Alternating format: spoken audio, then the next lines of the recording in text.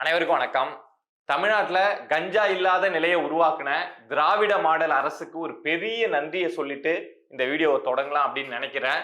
கூடவே ஜீரோ கஞ்சா அப்படிங்கிற நிலையை தமிழ்நாட்டில் உருவாக்கிட்டோம் அப்படின்னு வெளிப்படையா பிரஸ் மீட்ல சொன்னார்ல நம்ம மா சுப்பிரமணியம் அவர்கள், சுகாதாரத்துறை அமைச்சர். அவருக்கும் ஒரு பெரிய நன்றியை சொல்லிடுவோம். இப்ப என்னப்பா சம்பவம் நடந்திருக்கு அப்படின்னா, சென்னை வேளச்சேரி பகுதியில ஒரு சம்பவம் நடந்திருக்குங்க. ஒரு நபரை 3 பேர் சேர்ந்து கத்தியால வெற்று அந்த வீடியோ அப்படிங்கிறது இப்போ சோசியல் மீடியாவில் ரொம்ப வைரலா போயிட்டு இருக்கு. இது என்னப்பா புதுசா ஒரு நபரை ஓட விட்டு வெட்டுறது, உட்கார வச்சு சுத்தி நின்று 3-4 பேர் வெட்டுறது, ரீல்ஸுக்காக ட்ரெயின்ல வச்சு ஒரு நார்த் இந்தியனை வெட்டுறது அப்படிங்கிறத நம்ம நிறைய பார்த்துக்கிட்டே தானப்பா இருக்கோம் அப்படின்னா பார்த்துக்கிட்டு தான் இருக்கோம். அந்த கொடுமையில இன்னொரு கொடுமையா இப்ப இந்த வீடியோ வந்து ரொம்ப வைரலா போயிட்டு இருக்கு. அதுல அந்த வீடியோவில் அந்த வெட்டுப்படுற நபர் யார் அப்படின்னு பாத்தீங்கன்னா, செப்டோல வேலை பார்க்கக்கூடிய ஒரு நபர். அவரை இந்த 3 பேர் சேர்ந்து வெட்டுறானுங்க. இதுக்கு காரணம் அப்படின்னு தேடி போய் பார்த்தோம் அப்படின்னா நிறைய காரணம் இருக்கு. இந்த 3 பேருக்கும் அந்த நபருக்கும் இடையில வந்து ஒரு 2 மாசத்துக்கு முன்னாடி ஏதோ ஒரு பிரச்சனை ஏற்பட்டிருக்கு. சோ இப்போ அதுக்கு பழி தீர்க்கும் விதமா இவனுங்க வந்து அந்த நபரை இந்த மாதிரி வெட்டுறானுங்க அப்படிங்கிற பின்னணிலாம் நமக்கு தெரிய வருது. பட் ஆனா இந்த சம்பவம் நடந்ததுக்கு என்ன காரணம், பழிவாங்கும் காரணம், யாரு மேல தப்பு அப்படிங்கிறதுலாம் விசாரணையில தெரிய வந்தாலும், இப்போ இந்த சம்பவம் நடந்ததுக்கு முழுக்க முழுக்க காரணம் என்ன அப்படின்னு இதுவரைக்கும் தகவல் வெளியாகுது அப்படின்னா, அந்த 3 பேர், அந்த ஒரு நபரை, அந்த பார்த்திபன் அப்படிங்கிற செப்டோல வேலை பார்க்கக்கூடிய நபரை 3 பேர் வந்து வெட்டினானுங்கல்ல, அந்த 3 பேரும் கஞ்சா போதையில இருந்தானுங்க அப்படிங்கிற விஷயம் இப்ப தெரிய வந்திருக்கு. இதுதான் நம்ம மா சுப்பிரமணியம் அவங்க சொன்னாங்கல்ல, ஜீரோ கஞ்சா அப்படிங்கிற நிலையை தமிழ்நாட்டை உருவாக்கிட்டோம் அப்படின்னு. இதுதான் அந்த ஜீரோ கஞ்சா. மா சுப்பிரமணியம் அவர்கள் இந்த விஷயத்த சொன்னதுக்கு அப்புறமே தமிழ்நாட்டுல பல சம்பவங்கள் இது மாதிரி கஞ்சா போதையில நடந்திருக்கு. நாம ஏன் இந்த கஞ்சா, இந்த போதைப் பொருளை வந்து இந்த அளவுக்கு வெறுக்கிறோம், இந்த அளவுக்கு அந்த விஷயத்தை எடுத்து மக்கள்கிட்ட கொண்டு போய் சேர்க்கணும் அப்படின்னு நினைக்கிறோம் அப்படின்னா, ஒரு நபர் சாதாரணமான நபரா தான் இருப்பான். இந்த 3 பேர் கூட சாதாரணமா தான் இருந்திருப்பாங்க. அந்த பார்த்திபனுக்கும் இந்த 3 பேருக்கும் இடையில பிரச்சனை அப்படிங்கிறது இருந்திருக்கலாம். ஆனா இந்த கஞ்சா போதை உள்ள போச்சு அப்படின்னா, ஏதாவது ஒரு போதை வந்து உள்ள எடுத்துக்கிறான் அப்படின்னா, அவனுடைய நிலையை மறந்துட்டு என்ன பண்றோம் அப்படிங்கிறத மறந்துட்டு அவனுக்கு பிடிக்காத பெண்ணையோ அவனுக்கு பிடிக்காத நபரையோ துன்புறுத்துறது, கத்தியால வெட்டுறது அப்படிங்கிற இடத்துக்கு இந்த போதையால தான் ஒரு மனுஷன் நகர்ந்து போறான். அதனாலதான் நம்ம திரும்ப திரும்ப சொல்றோம், இந்த போதைப் பொருள் ஒழிப்பு அப்படிங்கிறது தமிழ்நாட்டுல முன்னெடுக்க வேண்டிய ஒரு முக்கியமான விஷயம் அப்படின்னு. அதையும் நம்ம திராவிட மாடல் அரசு வந்ததுக்கு அப்புறம் நாங்க 2.0 3.0 போதைப் பொருள் இல்லாத மாநிலமா தமிழ்நாட்டை உருவாக்குறோம் அப்படின்னு சொல்லிட்டு என்னென்னமோ விளம்பரங்கள்லாம் செஞ்சாங்க. சரிப்பா, இந்த அளவுக்கு விளம்பரம் பண்றாங்க, விளம்பரத்துக்கே இத்தனை கோடி செலவு பண்றாங்க அப்படின்னா, இந்த போதைப் பொருளை ஒழிக்கிறதுக்கு வந்து ஏதாவது செலவு பண்ணி தமிழ்நாட்டை வந்து போதைப் பொருள் இல்லாத மாநிலமா உருவாக்கிடுவாங்க அப்படின்னு தான் நாமளும் நம்பிட்டு இருந்தோம். இப்ப கூட ரீசெண்டா மா சுப்பிரமணியம் அவங்க கூட போட்டோ எடுத்துக்கிட்ட ஒரு பெண்ணை வந்து காவல்துறை வந்து கைது பண்றாங்க. 18வது முறையா கைது பண்றாங்க. என்ன காரணத்துக்காக அப்படின்னா, அவங்க வந்து கஞ்சா வித்தாங்க அப்படின்னு சொல்லிட்டு 17 முறை அந்த பெண்ணு கைதாகி திரும்ப ரிலீஸ் ஆகி வந்திருக்காங்க அப்படின்னா, கண்டிப்பா அவங்க மா சுப்பிரமணியம் அவங்க கூட எடுத்துக்கிட்ட அந்த போட்டோ வந்து அந்த அவங்களுடைய ரிலீஸ், அவங்களுடைய பெயிலு, காவல்துறை அவங்களை அணுகின விதம் எல்லாத்துலயுமே மா சுப்பிரமணியம் கூட அந்த பெண் எடுத்துட்ட போட்டோ அப்படிங்கிறது ஒரு முக்கியமான ரோல் அப்படிங்கிறத பிளே பண்ணியிருக்கோம். இது வந்து ஒரு அரசுக்கு நல்லது கிடையாதுங்க. ஒரு மாநிலத்துல இந்த போதைப் பொருள் பழக்க வழக்கம் அதிகமா இருக்கிறது அப்படிங்கிறது ஒரு மாநிலத்துக்கும் நல்லது கிடையாது, மாநில அரசுக்கும் நல்லது கிடையாது, அங்க இருக்கக்கூடிய மக்களுக்கும் நல்லது கிடையாது. போதைப் பொருள் அதிகமாகுது அப்படின்னாவே அந்த மாநிலத்துல சட்ட ஒழுங்கு பிரச்சனை அப்படிங்கிறது அதிகமாகும், குற்ற சம்பவங்கள் அப்படிங்கிறது அதிகமாகும்.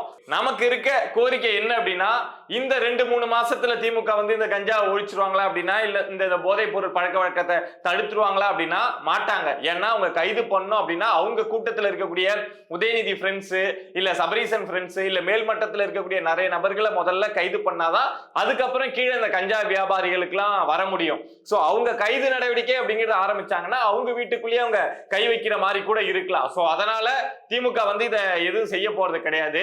ஆனா 2026ல ஆட்சி மாற்றம் அப்படிங்கிறது வரும்ல, புதுசா ஒரு அரசு வருவாங்கல்ல, அது எந்த அரசா வேணாலும் இருக்கலாம். அந்த அரசு முதல் நடவடிக்கையா எடுக்க வேண்டியது என்ன அப்படின்னு எனக்கு தோணுதுன்னா, நீங்க டாஸ்மார்க் ஒழிங்க, மற்ற பிரச்சனை எல்லாம் சரி செய்யுங்க, எல்லாம் தேவைதான். ஆனா தமிழ்நாட்டுல இருக்கக்கூடிய இந்த போதைப் பொருள் பழக்க வழக்கத்தை தடுத்து நிறுத்தணும். போதைப் பொருள் நடமாட்டம் தமிழ்நாடு முழுக்க ஒரு சின்ன கிராமம் வரைக்கும் இருக்குல்ல, அத புதுசா வர அரசு தடுத்து நிறுத்தணும் அப்படிங்கிறது தான் என்னுடைய முதல் கோரிக்கை. ஏன்னா போதைப் பொருள் அதிகமானா மனுஷன் அவனுடைய மனிதத்தன்மை இழந்து மிருகமா மாறுறான் அப்படிங்கிறது இந்த உலகமே ஒத்துக்கொண்ட ஒரு விஷயம். யார் வராங்க, யார் தடுத்து நிறுத்துறாங்க அப்படின்னு பொறுத்திருந்து பார்ப்போம். இன்னொரு விஷயம் என்ன, இப்போ ரீசெண்ட் டைம்ல ராசா வந்து அப்பப்போ வந்து கொஞ்சம் பேசு பொருளா மாறுவாரு. இப்போ என்ன பேசு பொருளா மாறி இருக்காரு அப்படின்னா, அவரு ஒரு இடத்த பேசுறப்போ சொல்றாரு, ஒரு நபர் கேக்குறாங்க, நீங்க ஏன் நீலகிரி தொகுதியில போய் எம்பி தொகுதியில போயிட்டு போட்டி போடுறீங்க அப்படின்னு ராசா கிட்ட கேக்குறாரு. அதுக்கு ராசா என்ன சொல்றாரு அப்படின்னா, என்னுடைய முன்னோர்கள், என்னுடைய தாத்தா எல்லாம் வந்து இங்க தேயிலை தோட்டத்துல வேலை பார்த்தவங்க, இங்கதான் எங்களுடைய வேறு அப்படின்னு பாத்தீங்கன்னா இங்கதான் இருக்கு. சோ இங்க இருக்கக்கூடிய நபர்களுக்கு நல்லது செய்யணும் அப்படிங்கிறதுனாலதான் நானா கேட்டு வாங்கி தான் போராடி சண்டை போட்டு தான் இந்த நீலகிரி தொகுதிக்கு வந்தேன் அப்படின்னு ராசா ஒரு பெரிய உருட்டி விட்டுருக்காரு. பட் உண்மை என்ன அப்படின்னு சொல்லிட்டுங்களா, 1996, 1998, 1999, 2004 4 முறை பெரம்பலூர் தொகுதியில பாராளுமன்ற உறுப்பினரா போட்டி போட்டவர் தான் நம்ம ராசா. இந்த 4 முறையும் பெரம்பலூர் தொகுதி வந்து தனி தொகுதியா இருந்தது. அதனால திமுக அங்க இந்த ராசா அவர்களை நிக்க வச்சிட்டு இருந்தாங்க. பட் 2008ல இந்த பெரம்பலூர் தொகுதி வந்து தொகுதி மறுசீராய்வு மூலம் வந்து பொது தொகுதியா மாத்தப்படுது. அதனால எப்படிப்பா நம்ம ராசா வந்து ஒரு பொது தொகுதியில நிறுத்த முடியும் அப்படின்னு சொல்லிட்டு அவரு ராசாவை தூக்கிட்டு போய் நீலகிரியில திமுக அடிக்குது. இதுதான் உண்மையான வரலாறு. ராசா பின்னாடி திமுக செய்யக்கூடிய இந்த தனி தொகுதி பொது தொகுதி அரசியலை பத்தி தெரிஞ்சவங்களுக்கு நல்லாவே தெரியும்.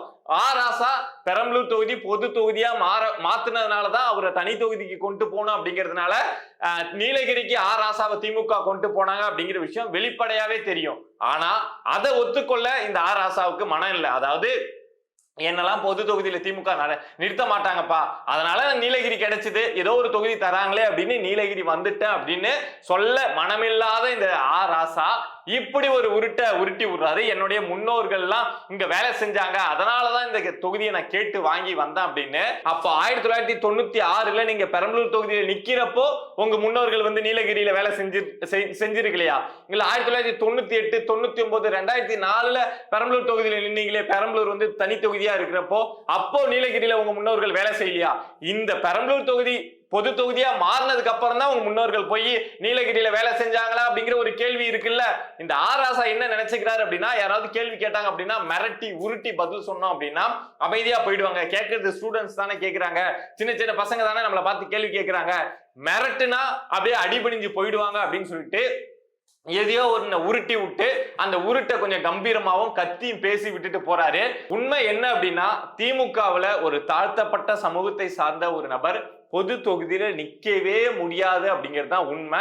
அதே விஷயம் தான் ராசாவுக்கு நடந்திருக்கு. அவரு மேல அக்கறை உள்ள எல்லாரும் அதை சொல்றாங்க, இதுதான் உண்மை அப்படின்னு. அவருக்கும் தெரியும் அது உண்மைதான் அப்படின்னு.